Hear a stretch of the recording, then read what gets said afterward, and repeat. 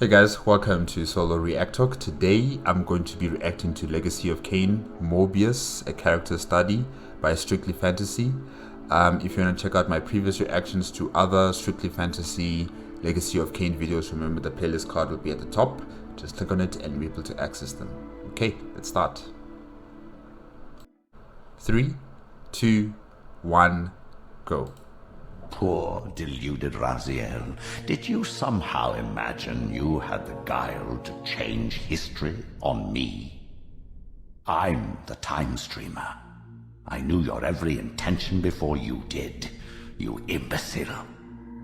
One of the more interesting character tropes in fiction is that of the chess master, that one person who inherits their title from their remarkable strategic ability to manipulate events. Through meticulous planning, the chess master causes events to happen in such a way that the desired result is achieved. To them, the whole world is a game, and people are mere pawns. That reminds me of a character from Game of Thrones. Littlefinger, right? Yeah, that reminds me of Littlefinger. He was also a chess master, you know, using people, pawns and the bishops and the knights and the queen and the king to his own betterment. And he would always have a contingency plan after contingency plan after contingency plan for any eventuality. But his luck ran out. Yeah. So I'm just wondering, is this the same thing that's going to happen to Moebius? Chess masters will have layers upon layers of misdirection, and will have contingency plans set up for almost every eventuality. By tugging at their strings of influence, they move their pieces into place that at first may seem harmless or pointless, until the trap is sprung. Moebius, the time streamer from the Legacy of Kain Soul Reaver series, is a classic chess master. As an ancient member of the Circle of Nine, he is intensely devious and conniving. His power stems from his guardianship over the Pillar of Time, which grants him control over time travel and its use in manipulating history. In the first Blood Omen game, he passes himself.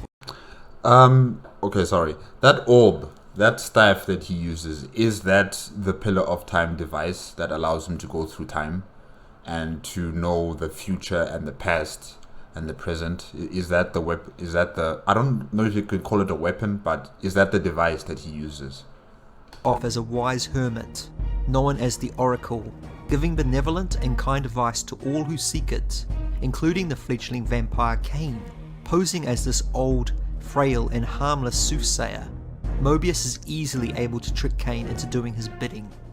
He carefully orchestrates Kain's every step, embroiling him in a human conflict between Otmar's army of hope and the advancing legions of the Nemesis, who lays waste to Nosgoth.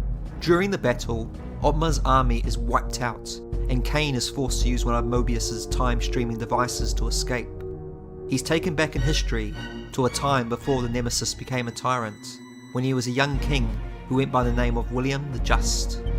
Kain seizes this opportunity to murder the beloved king before he can ravage Nosgoth, completely unaware that the entire affair was a setup from the start. This one reckless act unravels the skein of history. The Nemesis never becomes the Nemesis. William dies a martyred saint. I, the vampire assassin, become the author of my own species' extinction, and Moebius profits from it all.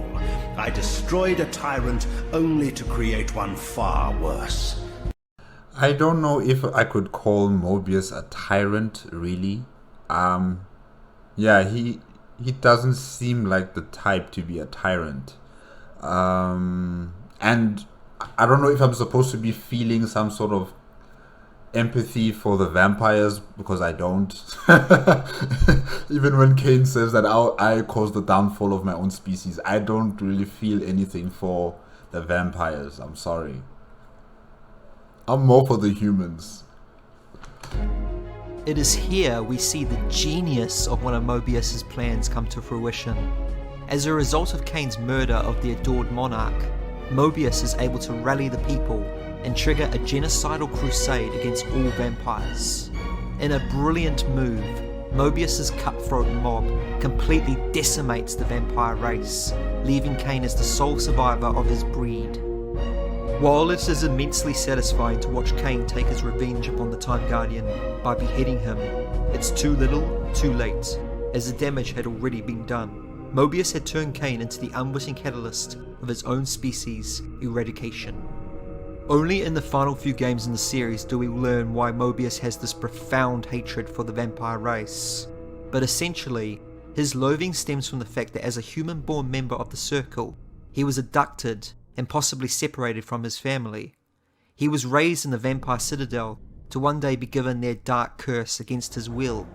His desire to eradicate the vampires grew as he matured and started hearing a powerful voice claiming to be God.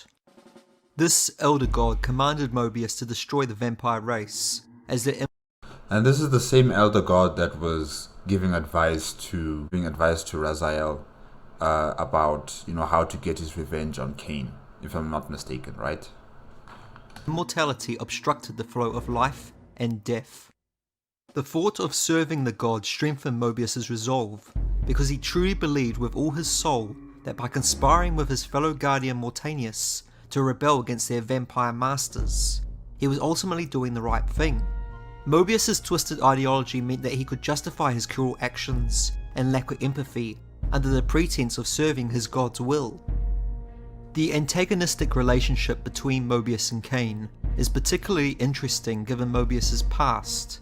As Balanced Guardian, Kain was the first member of the Circle in centuries to receive the dark gift of vampirism. Moebius must have seen a bit of himself in Kain. To Moebius, the vampire embodied the metaphorical road not taken. Kain represented all that Moebius had forsaken years ago. In this sense, it is understandable why Moebius would have held such resentment towards the vampire, who was not only responsible for killing him, but also being the one to remind him of the original destiny he rejected.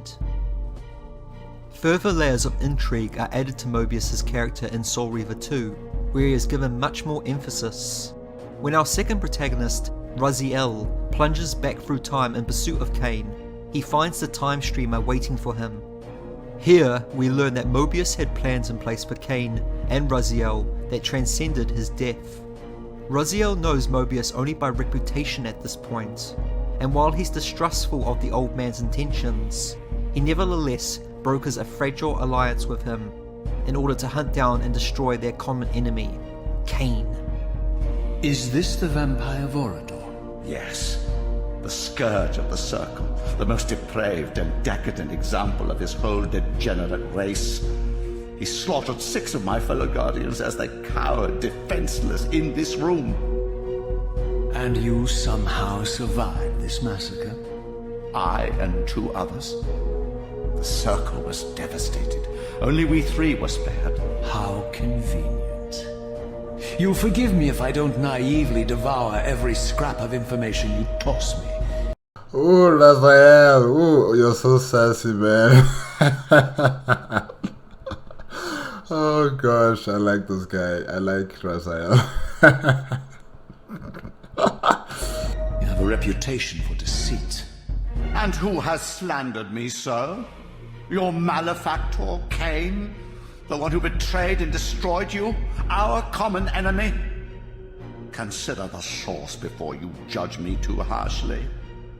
The way Moebius is written here is excellent, because the writers have succeeded in creating an air of mystery and ambiguity around him.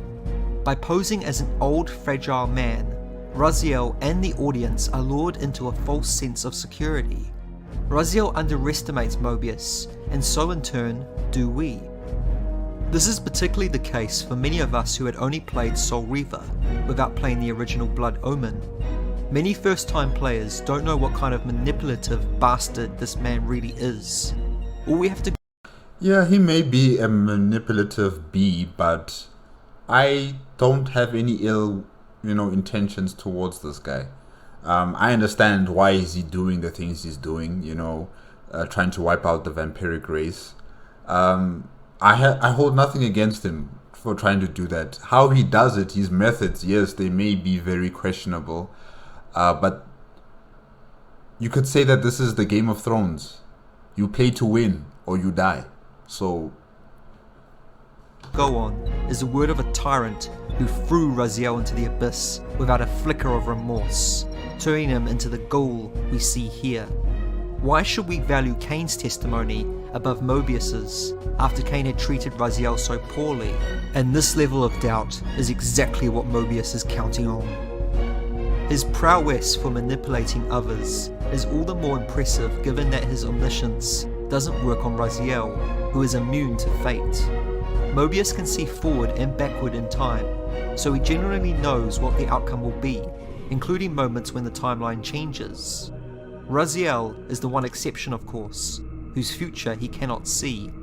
He can see the ripples in time from Raziel's potential actions, but that future is liable to change at any moment, so all he can do is manipulate Raziel into making the choice he wants him to take, and hope he falls for it.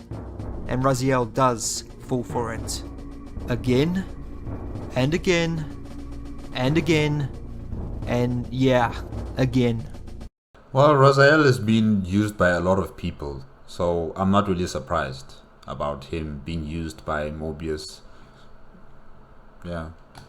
His ability to play Raziel is a real testament to Moebius's more conventional means of manipulation. He is able to fool Raziel even though Raziel knows he's untrustworthy. Moebius is incredibly cunning. Perhaps the best example of this is when he prioritizes Raziel's capture over the lives of his fellow Guardians. During this scene, we learn that Moebius had played a long con by propelling Raziel into the distant future, making him think that he didn't want him to meet the ancient vampire Janos Audron in the past, when in fact he wanted to deepen Raziel's resolve to find him. Raziel led the Seraphim forces right to Janos' doorstep, just as Moebius had intended. And what's worse, he was the one all along that delayed Malak from reaching the other Guardians in time to save them, which is a brilliant callback to the very first cutscene in the series, and adds so much to the existing lore.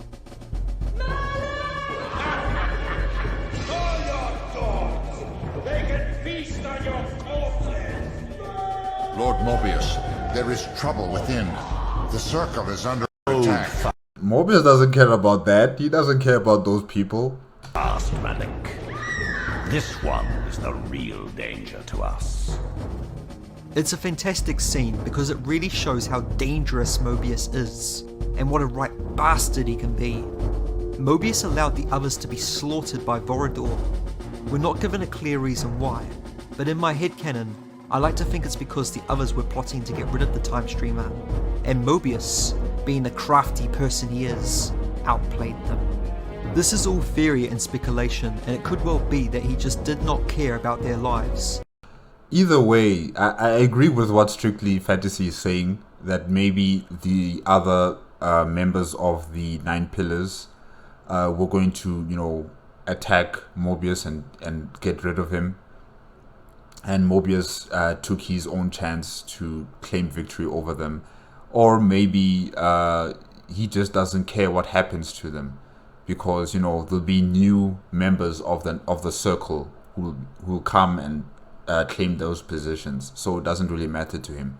All I know for sure is that I don't really have any ill intentions towards Moebius. I'm starting to support him. Really, I am starting to support him. I don't know why. Maybe I like people who scheme and connive. They always make games or TV shows very exciting to watch. But yeah, I'm liking this character so far. As he knew new Guardians would be called. Nevertheless, in a single stroke, Moebius orchestrated the death of the last surviving Ancient, as well as 6 fellow members of the Circle of Nine, and if he had his way, Raziel's soul would also be held captive in the Reaver Blade, if not for Kain's timely intervention. Moebius' zealotry and fatalistic mentality is what makes him complex and gripping, and even today, 23 years after the first game came out, people are still debating his character. Was his mind tainted by Nutraptor's magic, despite the fact that he's always being cold, calculating and deceitful? Perhaps his omniscience is what led his mind to be corrupted, even before Nutraptor's psyche. Guys, is Moebius blind? Because I can see his eyes have this, color that looks like they're dead. I'm not sure. But I think maybe he's blind, or it's the power that he has that makes his eyes look like that. It's kind of weird. Attack poisoned the circle with madness. At each point we see Moebius. Was he travelling between time periods? Or does his foresight allow him to be acutely aware of how each encounter will play out, despite meeting Kain and Raziel out of chronological order? These are thought-provoking questions, which we may never get clear-cut answers to.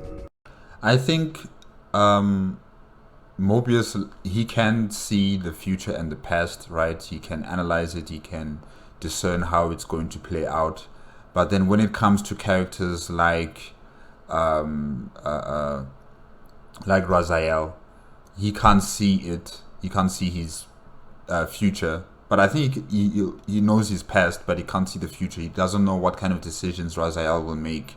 So I guess that makes it even more exciting for him, that he has a challenge now, that he has to use all of his wits, all of his cunning, to try and convince this person that my side is the right side.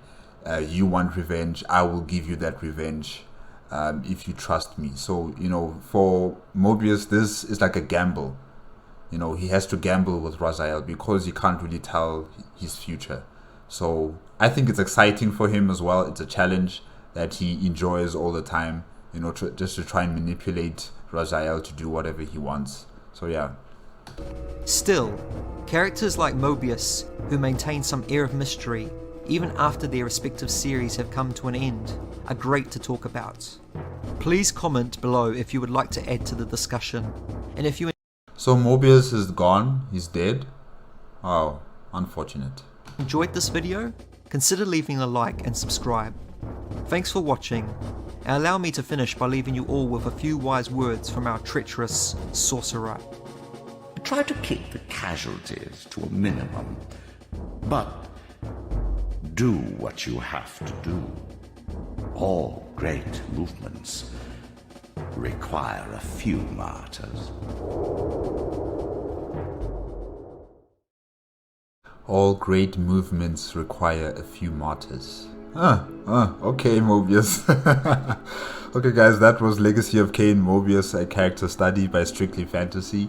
Yes, I like this character. I like all these characters that have this conniving, cunning, and manipulative agendas. Those who like to scheme. People tend to throw those characters in the dustbin almost immediately. Like, you can't trust them. You can't understand people like that. But like Starscream from Transformers, there's always a backstory about why they are the way they are and why they continue to do the things that they do. And like Littlefinger as well, he also had a backstory of his terrible young life and what led him to become what he was. Just like Moebius, he also had a very difficult young life, being abducted by vampires out of his without his parents' consent, or without his own consent as an individual, taken to be created into a vampire without his choice. So I understand the kind of background that he comes from and why he's doing the things that he's doing.